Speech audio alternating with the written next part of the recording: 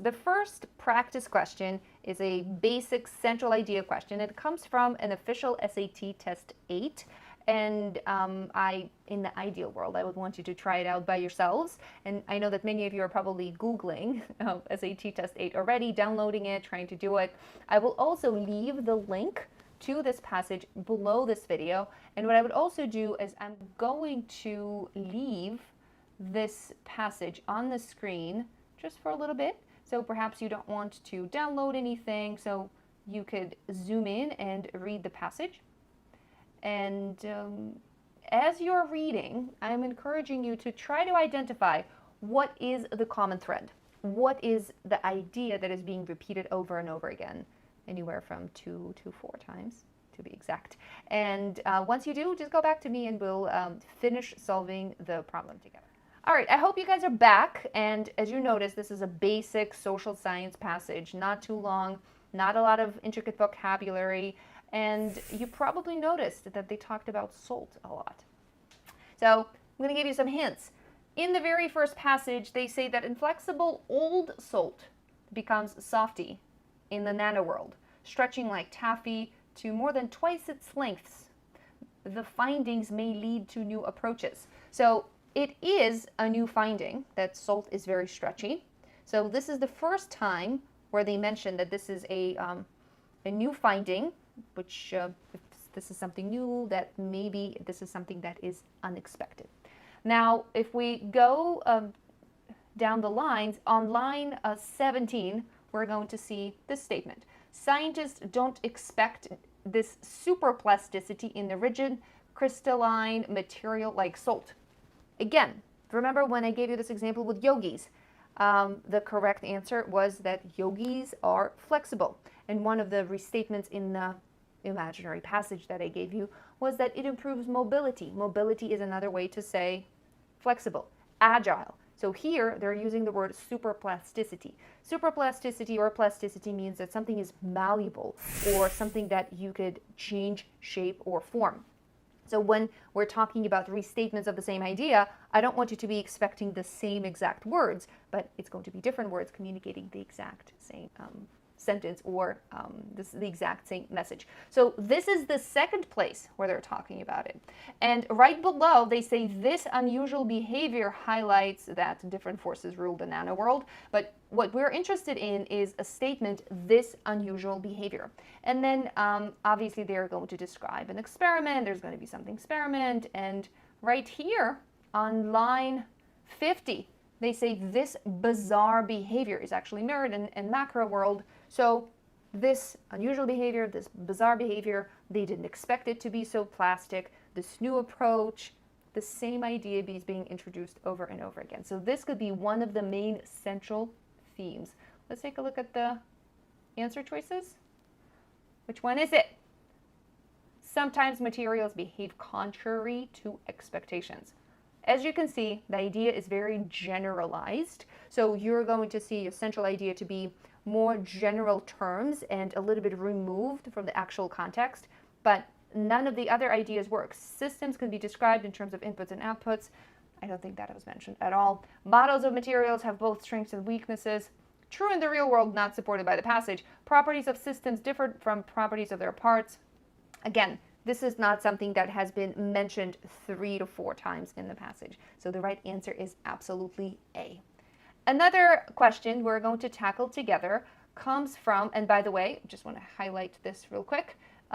These are all the places that this idea has been resurfaced. So you can easily see that this is the reason why A is the right answer. The next question comes to us from an October, was it in October? I think I was the one who's taking that test. Yeah, it was, I think this test comes from October 2019 SAT. And this is, again, a central idea question. And this is for a paired passage. Believe it or not, they can ask you a central idea question for 2 paired passages. And I think this is a very cool way to do this because in a paired passage, you have less text. So don't expect something to resurface maybe 5 times, but if something reappears twice, this is probably the central idea because in a paired passage, the passages are going to be a little bit shorter. So Here's what I'll do. I will again, this is for the passage 2, I will again just show it to you on the screen, and you will see a link below this video. And if you have access to October 2019 US QAS, you can also look that up there. So pause the video, come back to me, and keep in mind, what are those ideas? What are those ideas that keep resurfacing over and over again?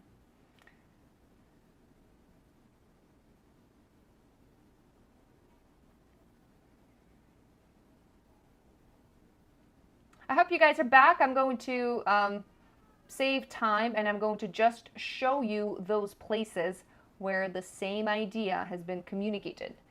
The benefits we get from paying our taxes are usually not immediate, and they are often particularly tangible either. They can be remote and elusive.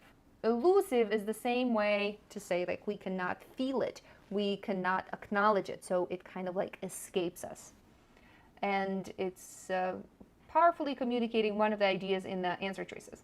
When benefits are remote like this, it's hard to make connections between them and the taxes we pay. Here, the same idea, that's the correct answer choice, is communicated more precisely. It's actually communicated to you almost verbatim as the answer choice. And the third way they say the exact same thing is here. This is one of the reasons why we too easily fall for the illusion of the for the illusion that government is doing nothing for us. So easily fall for the illusion. So because we fail to make the connection between paying taxes and getting the benefits, that is, all of these three statements are just supporting the main right answer. And the right answer here is B. People tend to overlook the connection between paying taxes and receiving some ongoing government benefits. So the right answer is B. Let's take a look at other answer choices. People unfairly compare the worth of a purchased good with the worth of a government benefit. This answer choice is very tricky. I want you to be very careful. Yes, in the passage, they do talk about how people are challenged to appreciate paying taxes, because when they go to the store and make a purchase and buy some groceries, they get a tangible result immediately back, and that's not how it happens with taxes.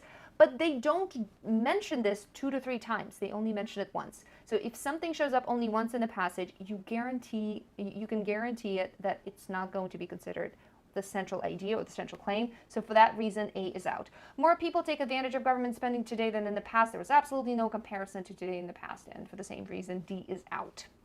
So third and last example. This comes from April 2019. And again, it's a central idea question. We can, again, either have you simply look at this on the screen. You can download the PDF below, or you can get access to April 2019 test if you have the QAS available to you. So I'm pausing the video.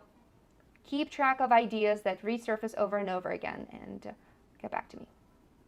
Okay guys, hope you're back, and you have probably seen that there are so many great ideas in this passage, but there's one that keeps coming up over and over again, and that one is about when you make someone explain something in detail, once they understand something on a deeper level, then they usually change their position from being very radical to being a lot more moderate. So that same idea is being communicated in at least 3 places in the passage, and this is in line 20, forcing people to explain complex policies in detail, not cheerleading for position, but really considering the mechanics of implementation, might force them to confront their ignorance and thus weaken their extremist stance on issues. So in a way, it's saying that if you explain something in detail, you understand something on a deeper level, you're going to become more moderate. Another way the same idea is being supported is right here in line 53. They became more moderate in their views as a result. Remember when we first started, I gave you an example with yogis, and I said that there's going to be a trial in which there will be yogis who were able to do the split. here is a vivid example of such a restatement. They said that they did a study where they asked people to explain something in close detail, and they became more moderate in their views as a result. That's the second time they are they're recommunicating the same story, and the third time they're doing it is at the very end. But forcing the candidates to provide concrete and elaborate plans might be a start. So the author, in his nature, is actually against extremism and polarity in politics, and he said that one of the ways to become more moderate is to force candidates to try to explain their positions. So that's the third time they are supporting that statement. So with all that new knowledge, what's the right answer? It's not A, because you're not going to decide that you're wrong. This word makes this answer choice completely wrong. The right answer is B. The process of describing an issue in detail can make people more moderate in their views about the issue. Most people are not really interested, but that's just not true. People are likely to understate their passionately held positions to avoid offending others. Answer choice D. Be very careful. True in the real world, not supported by the passage. Answer choice C is partially supported by the passage, but again, if it doesn't show up 2 to 3 more times, it's not going to be the central idea. And before I say goodbye to you guys, what are the vocabulary words that I mentioned? Did you look up what endearing means? Did you look up what conflate means? Make sure you go do that. Okay, my chickens, I hope this lesson really helped you. Please let me know whether you're still struggling with these questions. What else do you want me to cover? I have a few ideas. Maybe I need to do a separate video on SAT reading questions design. Maybe I need to do a separate video on how to tackle questions that are overly confusing or lengthy. What's a restatement? What's a demonstration? So I'm keeping my tabs open. Just let me know what you want to learn more about. And don't forget, every time you leave a comment below this video, you get entered into a monthly draw. And we choose one lucky person every month. And what you get for that is you get an hour, full hour, 60 minutes of my time, where we talk about SAT, ACT, any type of learning issues that you have, just chatting, and then you even get the recording of that session so that you can refer back to it later. So hope that makes sense, and I can't wait to hear back from you guys. Bye.